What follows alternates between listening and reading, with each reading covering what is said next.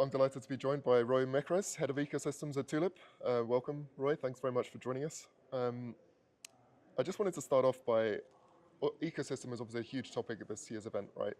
So I just wanted to ask you, how would you define an open ecosystem within the context of manufacturing technology? And why would you say that it's so crucial for innovation? Yeah, I would start with, a quick historical kind of perspective, because I think what we have seen in the industrial tech stack in the last, 50 years or whatever, since software is dominating the world, is that so many organizations adopt a complex tech stack. And if you think about it, like 20, 30 years ago, a large provider can go into a facility and give the MES and the QMS and the machines and the automations, and it will be a X shop floor, yeah, without saying specific vendors. Yeah. I think these days are not relevant anymore, right? You as an engineer, as a production management, you don't want to limit yourself and the tools that you're using into one vendor. You want to be able to adopt whatever tools fits your dynamic and unique requirements. And when we think about the idea of composability, which is obviously big for us at Tulip, we almost always, when we're speaking with customers, start with unique and dynamic requirements. That's what represents manufacturing more than anything. And therefore, an ecosystem is the response for how to enable customers to choose whatever tools they need and want. Right? Of course, we as Tulip, we want to sell more Tulip, but we're not a philanthropy, but that's true for many other vendors. And the fact that vendors are now all working together to limit or reduce the bar for integration, that's the future, in my opinion. That's what we call an open ecosystem. Vendors that take the responsibility of the integration for their customers. All right. So let's get a bit more concrete, if you like. Could you give us a couple of examples of how these kind of partnerships within an ecosystem have created some real innovation? Yeah, for sure. So first of all, today at Operation Calling, we have 25 partners, technology vendors that are presenting together with us.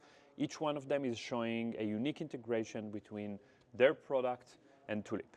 And it goes through the ERP vendors, through IoT and edge devices and torque guns and computer vision and bioreactors and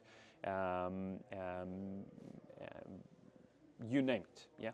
So if you go into our experience center, which 500 people plus saw this experience center in the last 2 days, you have seen Arduino doing testing, and Snowflake doing data ops, and Sutorius doing bioreactors, and Landing AI doing vision, and Banner doing bean picking, and etc. Yeah, I cannot name all of them, but these partners are showing real integrations between their product and Tulip, enabling customers to use this value stream.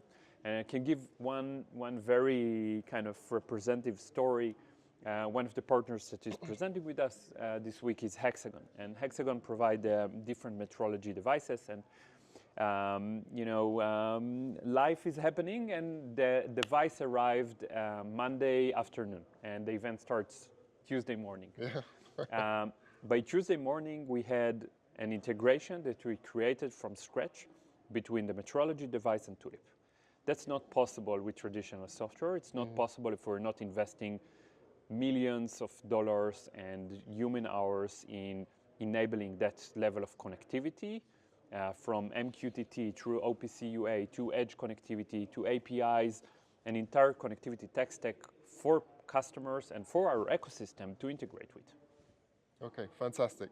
So that's a really great example. I think we also need to be realistic or honest as well and say that this doesn't necessarily mean that all of this stuff is easy. Okay, there are a lot of challenges. So can you maybe talk a bit about some of the challenges that manufacturers face when they're trying to put a flexible technology ecosystem together Yeah. for their operations?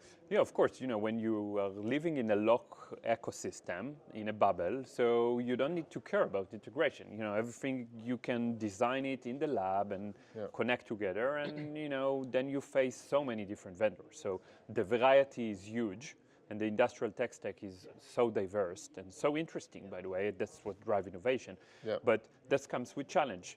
I think manufacturing doesn't have strong enough standards.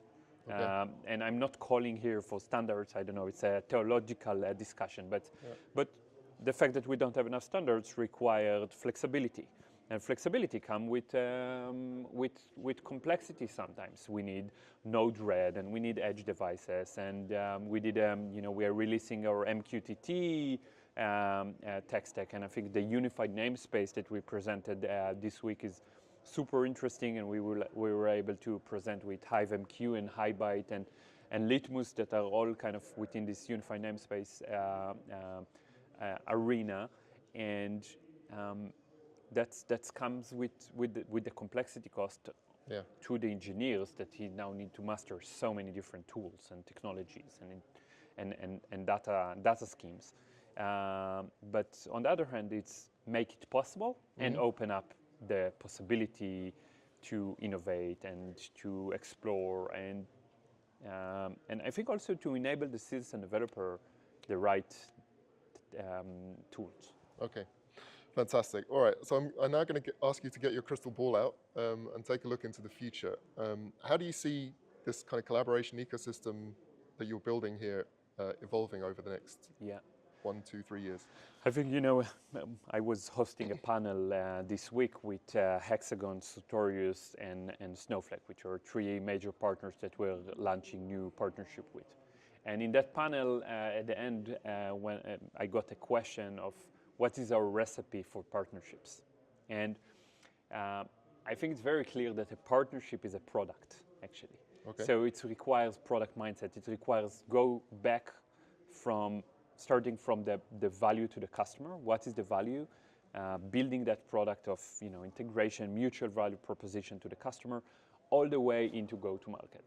And go-to-market, I think, is the challenge part. Like, two go-to-market organization go and sell one mutual product. That's challenge. And I hope that in the coming years, our kind of go-to-market as an ecosystem will become more flexible. Customers will be able to adopt that easier. I think different marketplaces and our library, for example, that provide connectivity out of the box, or at least starting point as a connector, and ideas like that will enable that value in the lab to propagate into the shop floor. Okay, so it's been a great event. I think by at least how I look at it, the next year's event is likely to probably be even bigger, right? So is there anything else that you think you're going to be talking about next year in terms of ecosystems? Specifically in terms of how Tulip is approaching it. I'm specifically excited about taking the idea of composability that till now we released the idea of composability for MES into other areas. And I think we talked about composability for quality and composability into the HMI area. So just today in this show, we are showing HMI with, I think, 4 or 5 different machine builders.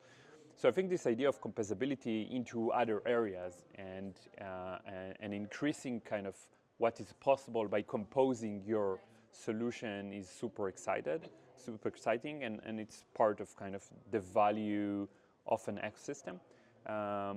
Double down on the HMI part, I think, Tulip UX UI was always kind of core because we bring this amazing system of interface into the shop floor. Of course, with data and analytics and lots of value stream. But still, I think something that is very easy to see when you go into tech is, okay, I have so many different use cases and all look and speak the same language, the same UX UI. Now, where that's also happening, that's the HMI, right? That's kind of the interface with the machine. And I think we're stretching the boundaries of what HMI is and how a composed HMI looks like, how you combine Tulip within existing HMIs and next to an existing HMI. And I think that's stretching the boundaries of what's possible with Tulip. Okay, fantastic. Well, Roy, thank you very, very much. I hope to see you again at Operations Calling 2025. Thank you for being with us. Thank you.